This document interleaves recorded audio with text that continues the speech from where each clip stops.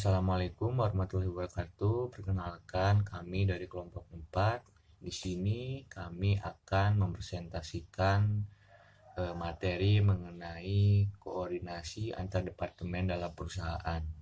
Sebelumnya, perkenalkan, nama saya Andika Dwi Caya. Di sini saya selaku moderator untuk kelompok 4 eh, dan juga sebagai penyaji ya. Langsung saja kita ke perkenalan.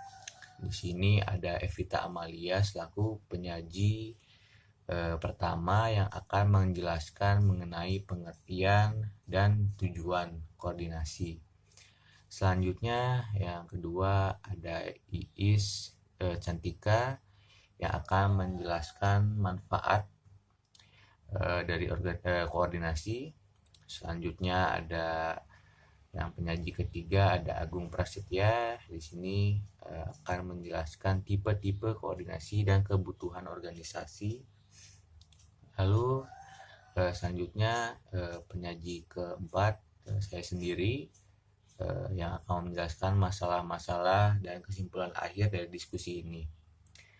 Oke, langsung saja untuk mempersingkat waktu kita ke pemateri pertama. Kepada Evita Amalia dipersilakan untuk menyampaikan materinya.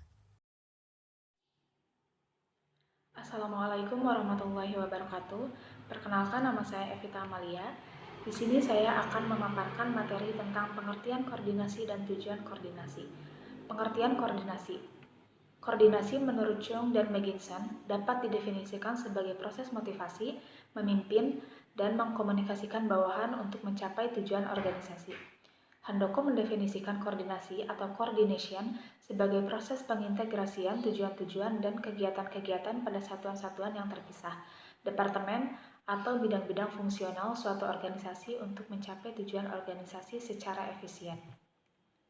Tujuan koordinasi yang pertama yaitu demi melahirkan dan menjaga nilai keefektivitasan organisasi sebaik-baiknya dengan menyelaraskan berbagai kegiatan dependen dalam suatu organisasi. Yang kedua, mencegah adanya konflik dan juga melahirkan efisiensi sebaik mungkin pada berbagai jenis kegiatan interdependen yang beragam dengan adanya kesepakatan yang mengikat antar seluruh pihak yang berkepentingan. Dan yang ketiga, yaitu melahirkan dan menjaga suasana sikap yang saling peduli serta tanggap pada setiap unit kerja interdependen dan independen yang berbeda, agar prestasi unit kerja tidak bisa dirusak. Manfaat koordinasi untuk mewujudkan KISS yaitu koordinasi, integrasi, sinkronisasi, dan simplikasi agar tujuan organisasi tercapai secara efektif dan efisien. Memecahkan konflik kepentingan dari berbagai pihak yang terkait agar manajer mampu mengintegrasikan dan menyinkronkan pelaksanaan tugas-tugasnya dengan stakeholder pendidikan yang saling bergantungan. Semakin besar ketergantungan dari unit-unit, semakin besar pula kebutuhan pengkoordinasian agar manajer mampu mengintegrasikan kegiatan fungsional dan tujuan-tujuan dari unit organisasi yang terpisah-pisah untuk mencapai tujuan bersama dengan sumber daya yang terbatas secara efektif dan efisien. Adanya pembagian kerja di mana semakin besar pembagian kerja, semakin diperlukan penyerasian atau pengkoordinasian sehingga tidak terjadi duplikasi atau tumpang tindih pekerjaan yang menyebabkan pemborosan. Untuk mengembangkan dan memelihara hubungan yang baik dan harmonis di antara kegiatan-kegiatan baik fisik maupun non-fisik dengan para stakeholder, untuk memperlancar pelaksanaan tugas dalam rangka mencapai tujuan organisasi dengan sumber daya yang terbatas, mencegah terjadinya konflik internal dan eksternal organisasi yang kontraproduktif, mencegah terjadinya kekosongan ruang dan waktu, serta persaingan yang tidak sehat. Assalamualaikum warahmatullahi wabarakatuh. Perkenalkan, nama saya Agung Prasetya. Saya di sini akan memaparkan materi tipe-tipe koorganisasi dan kebutuhan akan organisasi. Tipe-tipe koorganisasi Hasibuan tahun 2006 nomor 86 menjelaskan bahwa ada dua tipe koorganisasi, yaitu 1.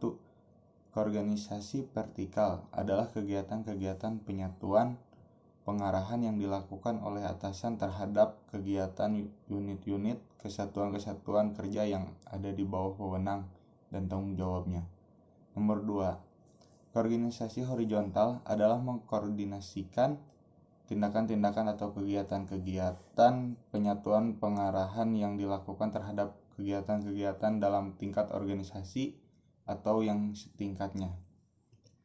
Selanjutnya, kebutuhan akan organisasi, saling ketergantungan yang menyatu atau pooled interdependent.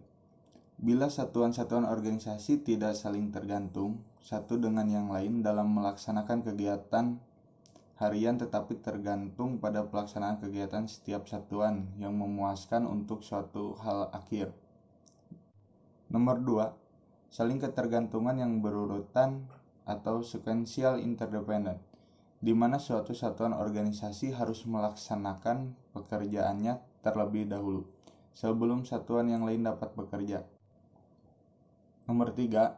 Saling ketergantungan timbal balik atau reciprocal interdependent, merupakan hubungan memberi dan menerima antar satuan organisasi. Baik, di sini saya akan melanjutkan materinya. Di sini saya akan menjelaskan mengenai masalah-masalah dalam koordinasi. Di sini ada yang pertama ada perbedaan dalam orientasi terhadap tujuan tertentu. Penjelasannya, para anggota departemen yang berbeda mempertimbangkan pandangan mereka sendiri tentang bagaimana cara mencapai kepentingan organisasi yang baik. Misalnya bagian penjualan menganggap bahwa diverifikasi produk harus lebih diutamakan daripada kualitas produk. Bagian akuntansi melihat pengendalian biaya sebagai faktor paling sukses organisasi. Nah, itu contoh perbedaan ya dalam orientasi. Selanjutnya ada perbedaan dalam orientasi waktu. Seperti ini. Manajer produksi akan lebih memperhatikan masalah-masalah yang harus dipecahkan segera atau dalam periode waktu pendek. Biasanya bagian penelitian dan pengembangan lebih terlibat dengan masalah yang sifatnya jangka panjang. Nah, selanjutnya ada perbedaan dalam orientasi antar pribadi. Di sini kegiatan produksi memerlukan komunikasi dan pembuatan keputusan yang cepat agar prosesnya lancar.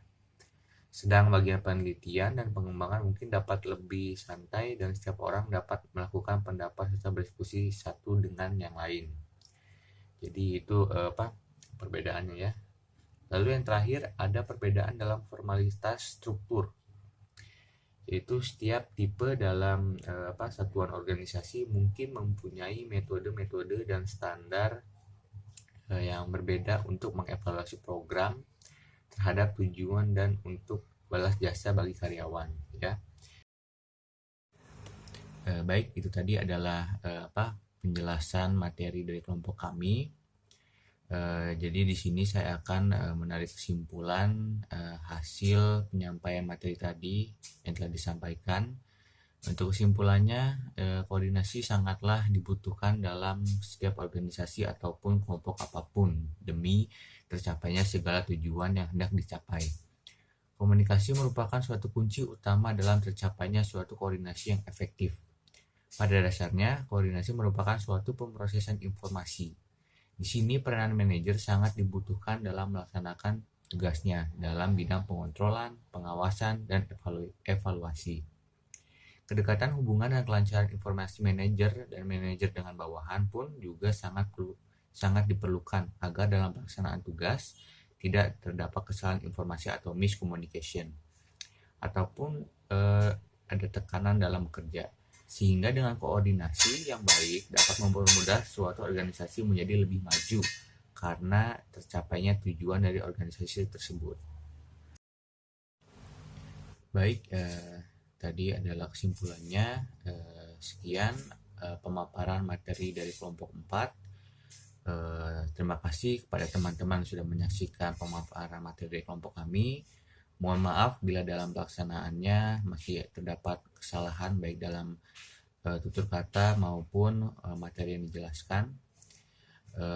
Sekian, wabillahi taufiq wal hidayah. Wassalamualaikum warahmatullahi wabarakatuh.